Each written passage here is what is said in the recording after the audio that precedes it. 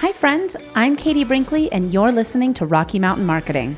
With nearly 2 decades helping business owners, consultants, and coaches with their digital marketing, I know that social media can be an incredible tool to grow your business when you know how to do it the right way. And that's what we're going to do today. I teach you how to navigate the world of entrepreneurship and digital marketing, and hopefully you'll grow your business with a few great tips you wouldn't have known otherwise, and maybe even discover a great local business you love. Let's dive into today's episode.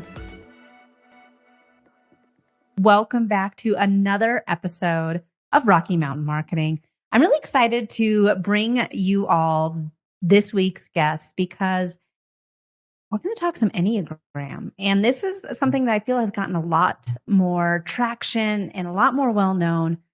Maybe I just was the only one that was living under a rock, but during the pandemic was when I started hearing all this different Enneagram talk.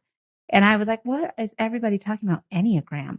But once I learned about it, I was a believer and I got very, very interested in it. So this week's guest is Margot Zaher, and she is a life empowerment and relationship coach. And she specializes in helping women break free of unhealthy patterns, shifting their fear into confidence and reclaiming their power so that they can manifest their dream lives and relationships.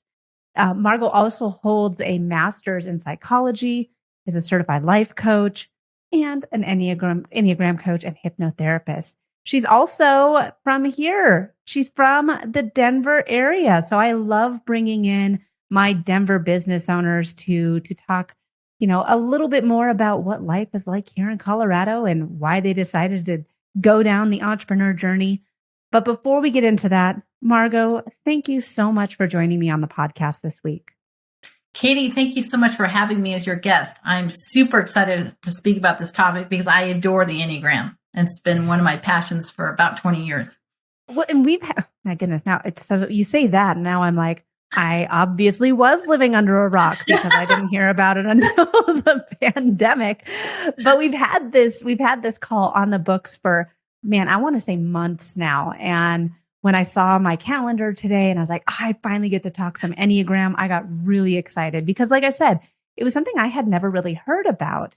But once I learned my Enneagram type, so much about the way that I do business and the way that I communicate with, not just clients and customers, but with my friends, my spouse, my family, everything. I felt like I got reintroduced to myself. So before we go into too much more about the Enneagram and how excited I am about it, just tell us a little briefly, what you said you've been doing this for 20 years now. Has the Enneagram really been around for over 20 years? It's been around a very, very long time. In fact, Enneagram, E-N-N-E-A, gram, for those who don't know what we're saying, Ennea means 9 in Greek. And it goes way back to the philosophers, Greek philosophers, back to Aristotle and Socrates. And they, back then, actually were typing the world and seeing the archetypal energies in the world around us. And they labeled this as the Enneagram. So it's actually very ancient. And it wasn't, though, until, I would say, the 80s and 90s and 2000s that we started applying this, that became more commonplace to apply the Enneagram and actually sort of develop a system around our behaviors as human beings. And that's called, the Enneagram of Personality. Yet, that's very misleading because it's not actually about personality and the outward behaviors, because what makes the Enneagram so amazing is that it really helps you get to those core drives, those motivations, those fears that actually drive almost subconscious behaviors that hold us back in the world. Well, and Margot, I get, like you said, I obviously was under a rock, but I've seen it more Enneagram type conversation. Obviously, I feel like it's all over the place over on Instagram. And I feel like it's kind of taken the place from a lot of those like DISC assessments. So just quickly, because that's what some people might be more familiar with is the DISC assessment. Just explain to us really quickly how the Enneagram is different than maybe doing a DISC assessment. Okay, I actually used to do the DISC assessment early on, so I know a lot about the DISC. And so when you do the disc, you're really measuring outward behaviors, like how you look. Basically, you are going to go through and kind of describe yourself with adjectives in different ways. And you will get a very good representation, I think, of who you are and how you appear in the outer world, kind of what you're doing in the outer world and how you show up. And so that's great. And I do think the disc has a lot of value. And the Enneagram really operates in a more, I would say, subconscious realm. It's really that we have each of the 9 types, and we're going to go through those quickly today, but each of the 9 types have something they're trying to avoid at all cost. It's this thing that they're like, I don't want to face that or see that or experience that. And because of that thing they're trying to avoid, it actually creates certain behavior patterns in the outside world. It motivates you to do things a certain way and behave a certain way because you don't want to face this or experience this thing. And because of that, that's actually what holds a lot of people back from success in the world, is those underlying, almost hidden drives and motivational behaviors. And I think that, like I said during the introduction, I felt like I got reintroduced to myself once I learned my Enneagram. I was like, so that's why I'm like squirrel syndrome. It's just part of who I am. So can we dive right on into some of the different types right now? So, because I mean, there's 9 types, and it's not as simple as that. But let's go into the 9 different types of Enneagrams that there are. Yeah, and how the kind of the focus that we were going to take today is to focus on how these 9 types show up, and specifically the kind of the sabotaging behavior that holds us back in each type. Like, what holds us back from moving forward, being more successful, doing those things you really want to do? As a business owner, in your career, whatever area of your life, you're like, why am I not doing those? Why am I not showing up the way I want to show up? So that's sort of the focus, because we could speak about the Enneagram for days and years, honestly. For real. Yeah. And I love that we're going to go down the self-sabotage kind of route, because that was one of the Enneagram 7 right here. I'll just put that out there. I did. Probably said squirrel. You knew right away. I knew right away. I've been wanting to get a course out for 2+ years. And every time I sit down to do it, I mean, like, I know I'm like, why am I not getting this done? And it's definitely built into a lot of the Enneagram 7 types. So let's start with the self-sabotage that type 1s might be doing. Yeah. So the type 1 is known as the perfectionist.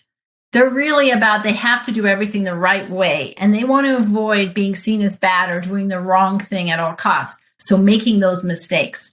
So obviously what they're doing when they're self-sabotaging is they won't try something new unless they think they can do it exactly perfectly. So they avoid a lot of opportunities, and they come along because they're like, well, what if I make a mistake? What if people see me as doing the wrong thing? And so they're constantly in this kind of battle of like, I want to do this thing, but what if I mess up? And so it keeps them in a smaller box than they would otherwise be because of that perfectionist desire.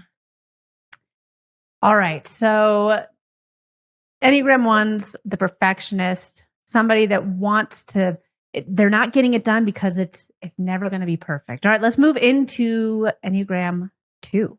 So that's considered or called a caretaker by many people in the Enneagram route. And basically, they're all about focusing on other people. They don't want to appear selfish or really have too many needs. And so how they sabotage is that they focus on other people. People pleasing, saying yes to a lot of other things people are asking of them. And so they have no time for themselves, no time to say yes to themselves and to actually do the things they want to do in their life because they're so busy taking care of other people.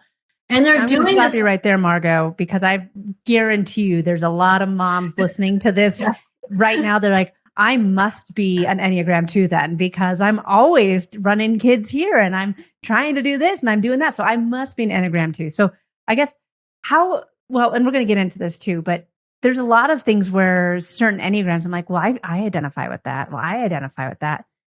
How can someone who's listening right now really make sure that they are the Enneagram that they are? Because I do feel like there's a lot of traits between the 9 that kind of cross over.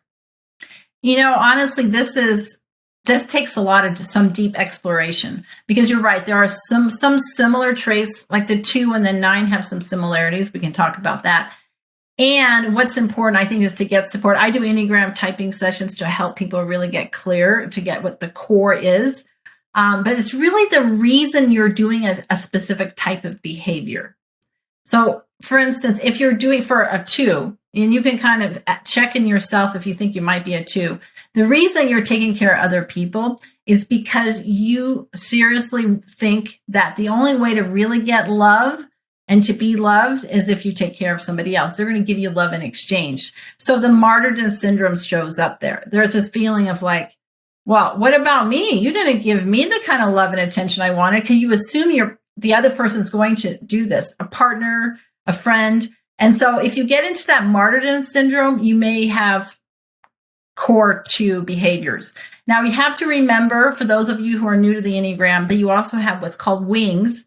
So, for instance, if you are a core type 2, you would wing out to 1 or 3, the numbers on each side of you. You could have one of those wings, and those also definitely impact your behavior patterns and your motivations. So number 1 is the perfectionist. Number 2 is, did you say the giver or the people pleaser? Caretaker, helper. Caretaker. Cool.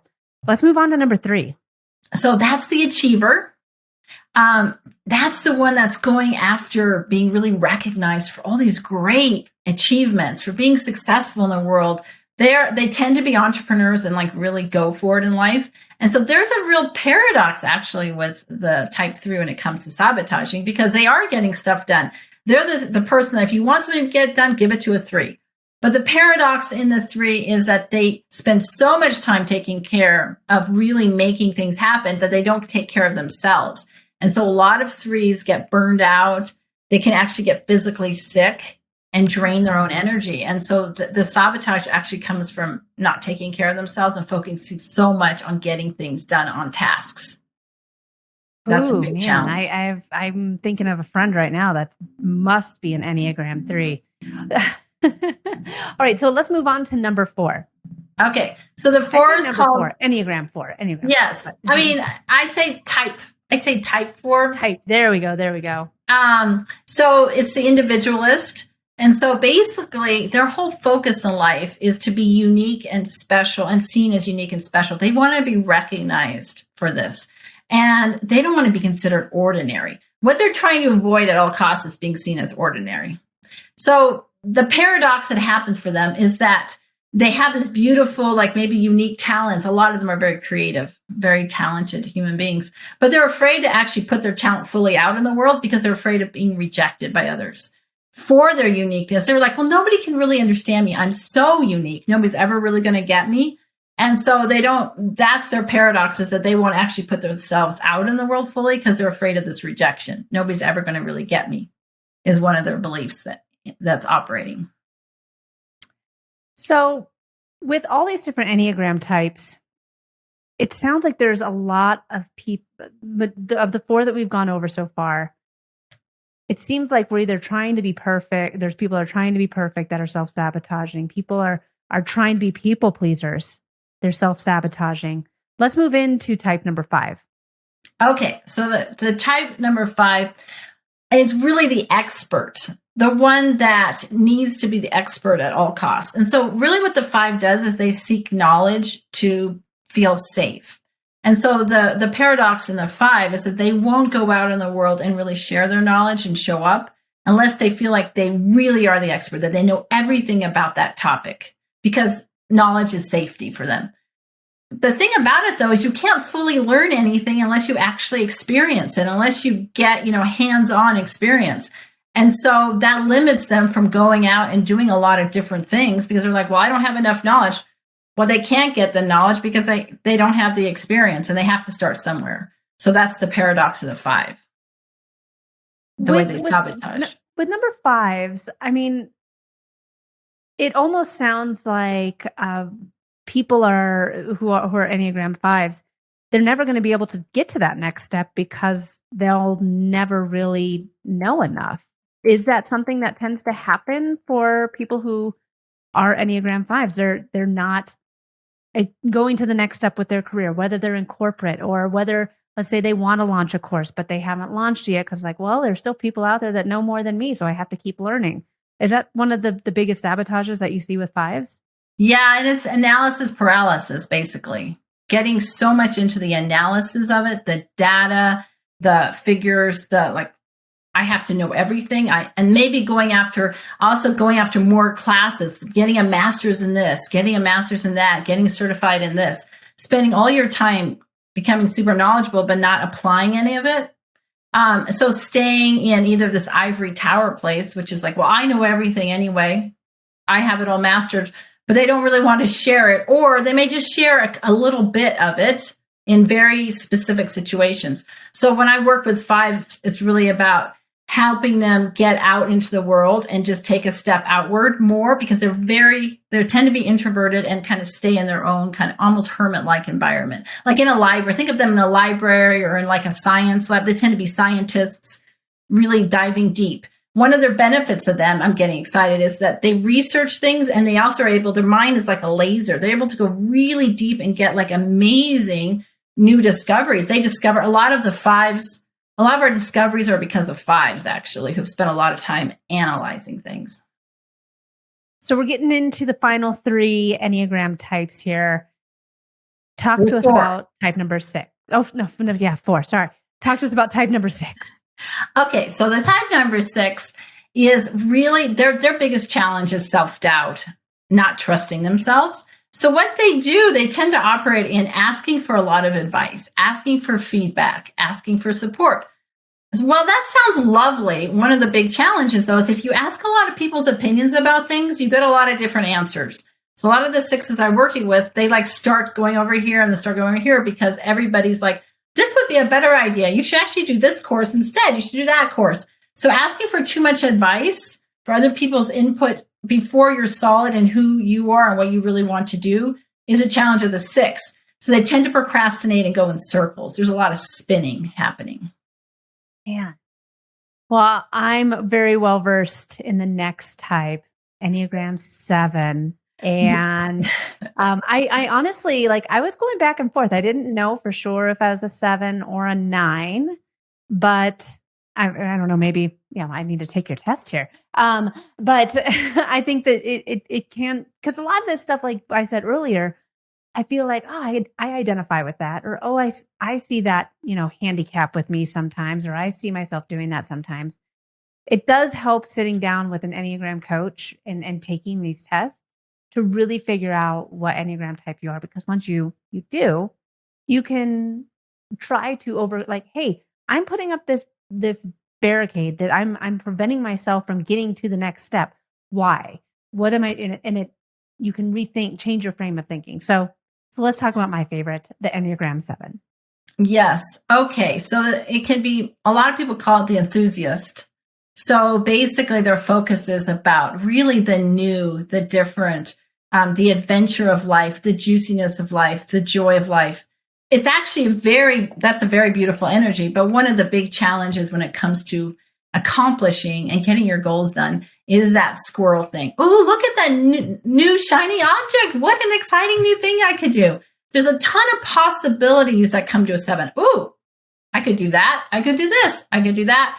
And so what happens to them is, instead of being able to stop and really focus on one activity, one project long enough to master it, to really get to completion, they go after a new task. And so they become very scattered, and their sense of accomplishment is pretty low in some areas, depending on the level of scatteredness. So their big challenge is actually just going after the new shiny thing. That's how they sabotage themselves, constantly starting a new project and going after a new idea.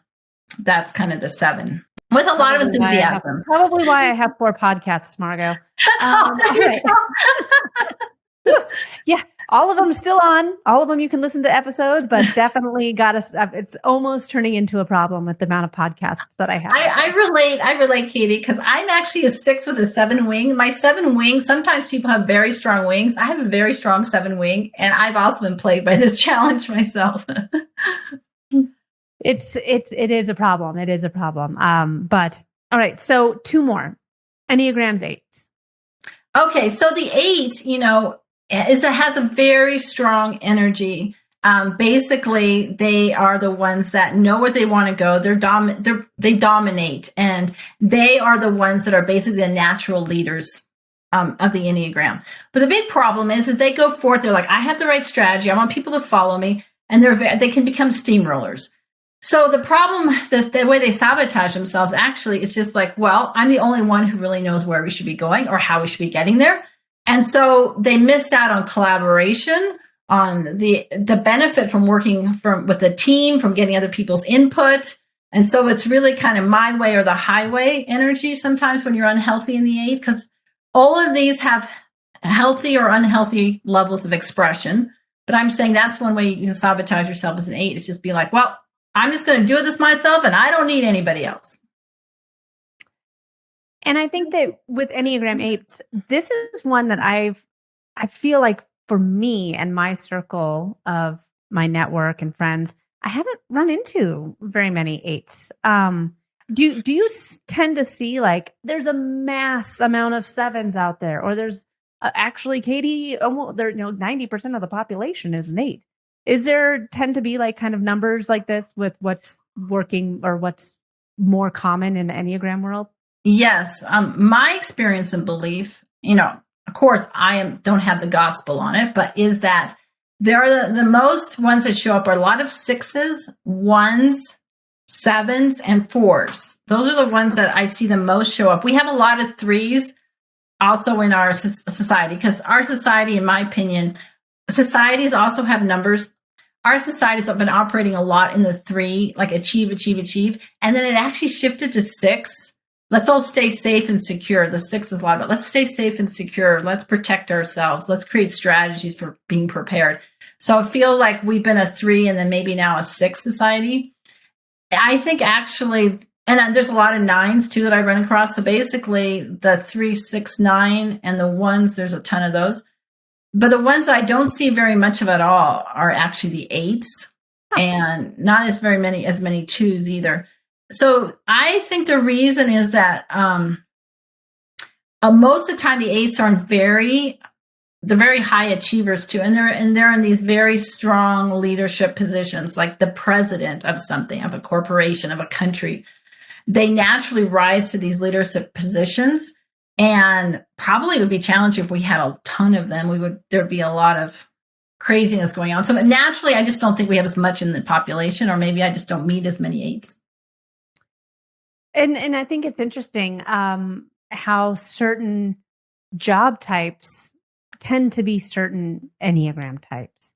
And hopefully we'll have enough time on this episode to kind of dive into that too. So let's talk about Enneagram 9. Yes. Okay. So they're known as the Peacemakers, and they're trying to avoid conflict at any cost. Basically, they're like, I don't want conflict with you. I need to. So what they do is they actually dim their light, and they play pretty small because they're afraid that, well, I might rock the boat. If I show up too much and ask for my needs and go after what I really want, somebody might get mad at me. I might have some conflict. And so they actually do this like playing small, and some of them disappear into the couch. I look at them as like they almost disappear because they don't want anybody to notice them too much. Because what if a conflict arose? So that's basically what happens. They're the type, unfortunately, also they get into this passive aggressive behavior where they say yes to something because they're afraid of saying no, and then they don't follow through on it. That's the other way that they sabotage. Oh man, so many ways that we are just our own biggest hurdles in life here. So with all of these different Enneagram types, how can we put what we know? So let's say we head on over to your website and do book a call with you to see what type of Enneagram we are. We learn that we are a 7. How can we use the knowledge of what Enneagram type we are to stop holding ourselves back? Really, like I said, I've been trying to get this course done for 2 years now. And I obviously have time. I obviously have time because I'm on this podcast, and then I'm guesting on 3 others on a weekly basis. Right. How and that's my self-sabotage. So how can I take what I know about my Enneagram type to stop sabotaging my own business journey, my own personal journey? Well, this is a big question, and there's a couple different ways of going about it. Or I think that actually can do it all together almost. One is the Enneagram, for those of you who haven't seen it, it is a diagram. Like it's an image, a picture. And if we had a picture, it might be good to show it. But what each type has what's called an integration point and a disintegration point, or can also be known as a growth point or a stress point. So one of the things that I work with my clients on, first of all, is understanding what your growth point is and where you want to focus your energy to grow in your number, to have your highest potential expressed in the world. That's a very important thing to learn about your type. How do you actually, where is your growth point, and why do you, and what are the actual activities you can put into your day-to-day life to strengthen your growth point? And then how do you avoid the stress point? The point that if you go into this point when you're stressed, you're actually going more and more into some unhealthy behavior patterns that will hold you back. So that's actually just working with the Enneagram. So for instance, for the seven really needs to move into the 5. I mean, its integration point is the 5. And so what's interesting about that, the part that's helpful, is that the 7s is very outward energy, right? You're all about, oh, I want new experiences. Let's go after that juiciness, possibilities. And the 5 is a very inward energy. It is all about sitting and getting clarity on what really is my truth. And so like the 5, you can think of it almost as the 7 needs to slow down and actually go inside and get clarity on what's really happening here. What's my truth? Slowing down for a 7 is a very scary experience. They have to face fear, because what is really running the 7 is fear. They're afraid if they slow down, they would actually feel the fear, the pain of existence. Because basically a 7's always trying to be happy. Everybody's trying to be happy, but the 7's really trying to focus on the positive, focus on the happy. We don't want to be bogged down by that painful thing, those painful things. And so that keeping busy is keeping them from feeling the fear of, oh my gosh, I might feel pain. I might feel something I don't like to feel. And so I can touch on this 2 ways. One is going to that integration point and really learning how to embrace some of the positives of the 5, which is going inward and being quiet and doing that meditative and slowing down and focusing on kind of gathering some facts and clarity before moving forward on something, really slowing the whole thing down. But then this goes to what I'm actually going to be offering, Katie, and I'm super excited about this, is little mini workshops, 3 hours, where we focus on one number. Everybody who's a 7 shows up, for instance, and we focus on that 7, because at the core of each one is basically this belief, this fear that they're trying to avoid.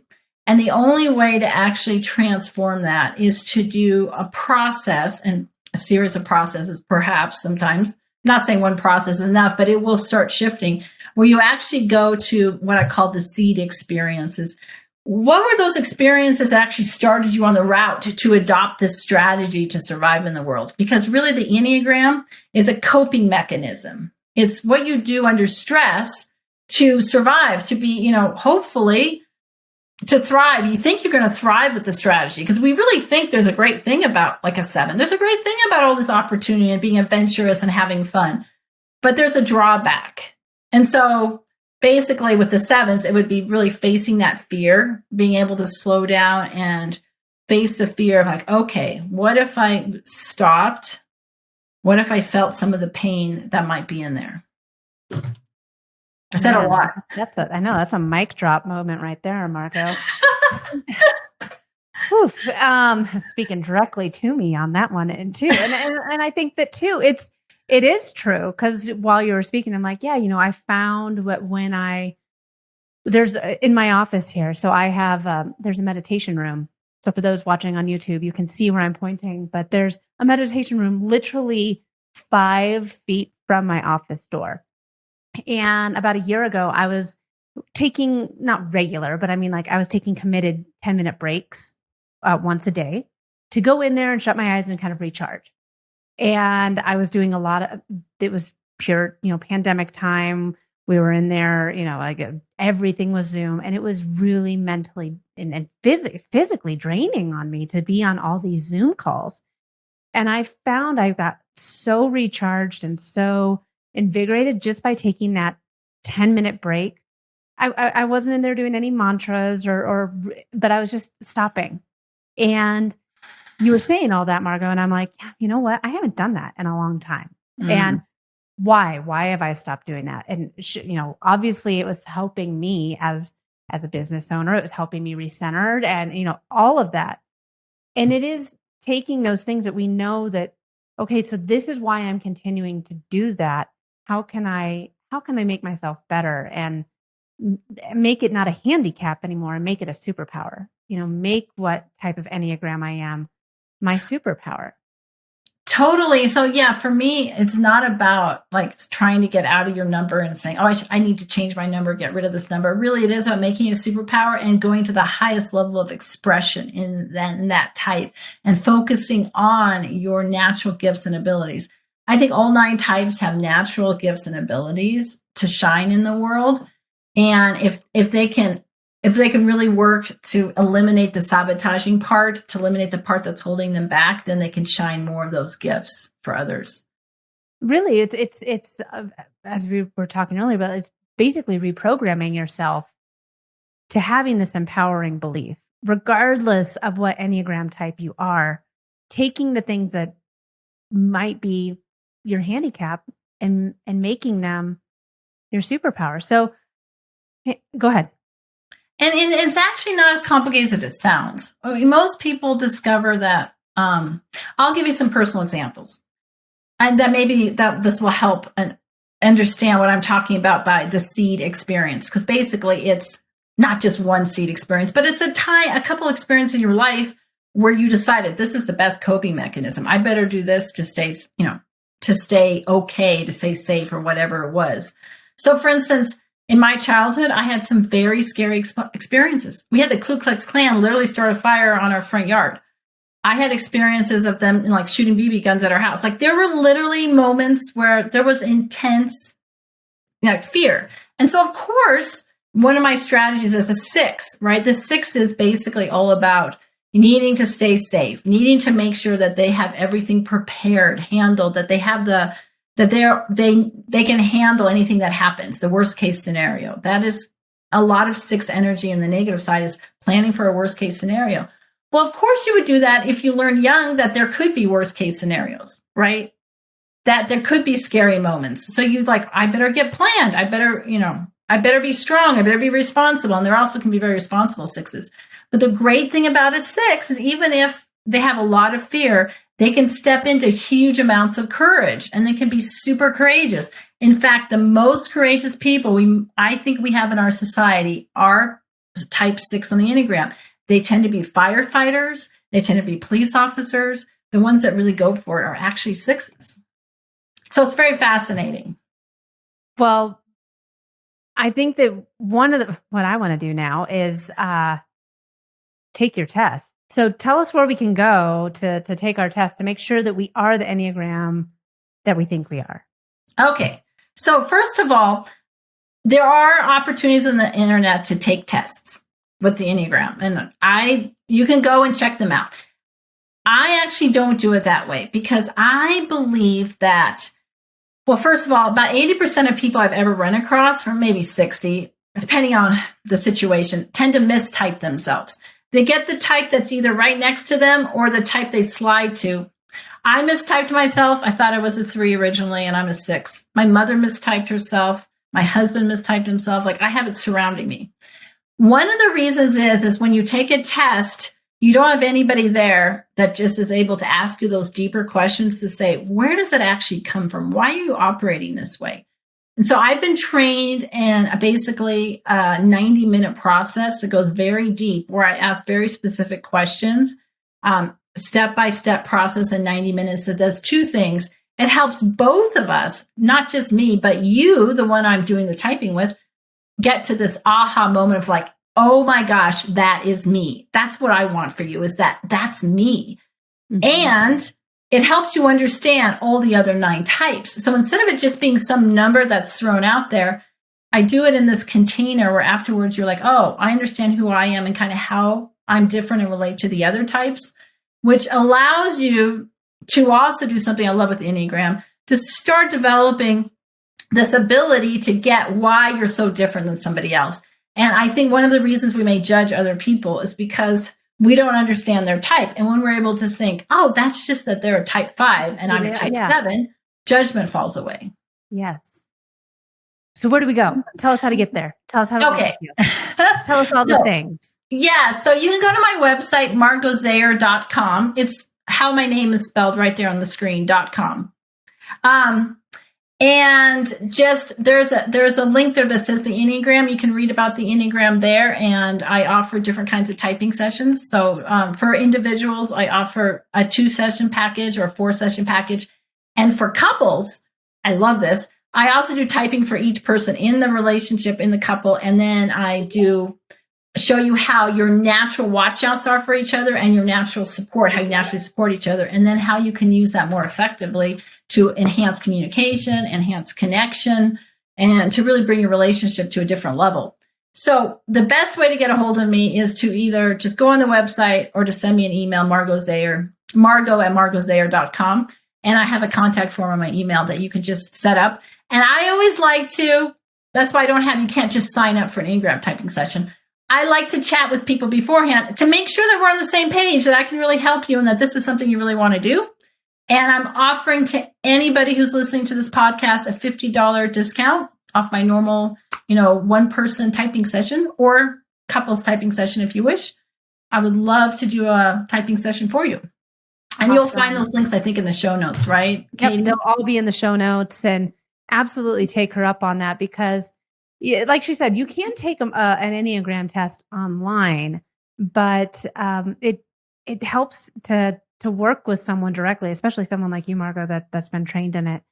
I can't thank you enough. I want to have you come back on and we can dive into more ways of like Enneagrams, business, like what types of Enneagrams are typically like entrepreneurs and which ones are doing this. Right. Man, that's a whole nother episode. I love that too. And also how to use it in a team environment is also a really fun thing to look think at about. This. All right. So I see another episode with Margot coming up here soon, but I can't thank you enough for coming with me on the show today. This has been a fantastic discussion. Thank you again for joining me. Thank you so much, Katie. I really appreciate it. It's been super fun. Thanks so much for listening to this week's episode of Rocky Mountain Marketing. Make sure to subscribe so that you can continue navigating the world of entrepreneurship. And I'd love to hear from you. Please leave the show a review and connect with me on social media. You can find me on Instagram at @IamKatieBrinkley or connect with me on LinkedIn. And if you're ready to start making some sales on social media, be sure to grab my free guide to selling in the DMs without being spammy. You can get that at katiebrinkley.com. Let's keep taking your marketing to all new heights.